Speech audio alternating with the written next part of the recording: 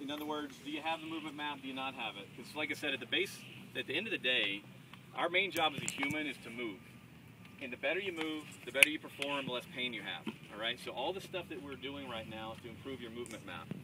I wanted to show you just kind of as an example. Can I hit you lightly? Okay. So just as an example, like I said, when you look at how most people move in the real world, they don't move like the guys we see on TV. That's why they're not on TV.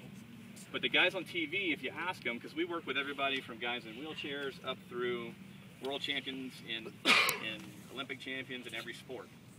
What's really interesting is you ask a hyper elite athlete why or how do they do what they do, most of them can't tell you, not down to the specifics.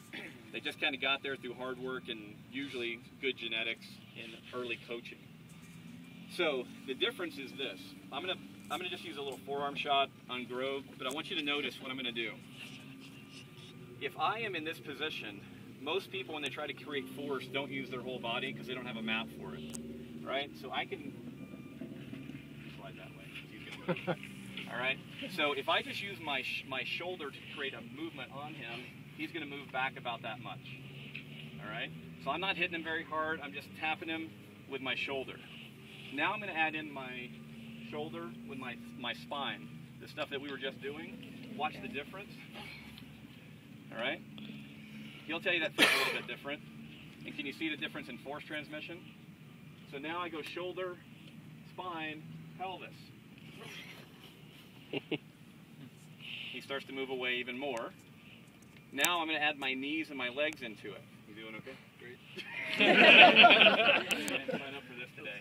All right. So now this is a pretty good full body shot, which is going to really make him move. Everyone get that? Now, the reason I can do that is I know how to get all of my joints kind of working together to create force and torque. I got that way through doing this stuff. So what we're trying to share with you here, if you get the LifeQuest, you get to go through all this stuff. This is one piece of the three-part map that you have, right? This is the body map part. Learn how to move your wrist. Just think about this. Let's say I'm a fighter, and I'm going to hit him, right? I'm doing some close fist stuff. If I'm going to hit him, if I don't know where my wrist is in space, do you think my body is going to really let me put a lot of force into it? Absolutely not.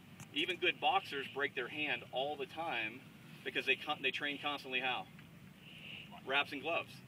I take and wrap this up, wrap, put some gloves on it. Now I got a club. Boom! I don't have to actually care what my wrist is doing.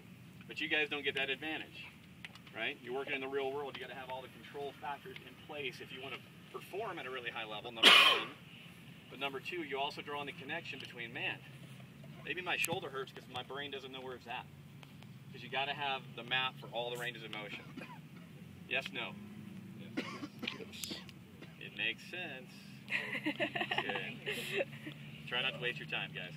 All right? This is actually important stuff, not just for now, performance-wise, but long-term. I work with lots of pro athletes. Most of them, by the time they hit 35, 40, are busted up. They never move again well. They're in pain constantly. This kind of stuff, if you actually begin to master it, will help you not only now, but you will improve as you get older. I was in a lot of movies and other stuff when I was in my 20s as an athlete. And I can go back now and I go, man, if I had to fight me then as I am now, I'd kill me. Because I move so much better now because of constant practice. One of the things we've learned through all this brain imaging and study stuff that we've done, and this is new, all right? It probably makes sense to you when you hear it, but right now in the neuroscience world, up until about 15 years ago, everyone went, you know what? After 25, your brain doesn't change. You can't learn anything new really. You can't really improve. And the fact is, that's not only a little bit wrong, it's completely wrong. Whatever you train, you can get better at. You just have to have the willingness to put in the time. Our whole system is built on helping you put in the time in a very short order. All right? You don't have to do this for hours a day. Honestly, 10, 12 minutes a day can make a huge difference in how you perform and how you feel. Okay, so what we're going to do, you can grab water on the way back. Let's go over to the pavilion. I'm going to take you through 3 basic things to do for your eyes. All right, it'll help. I know you guys probably don't get, how many of you guys shoot much at all? All right, a few of you do.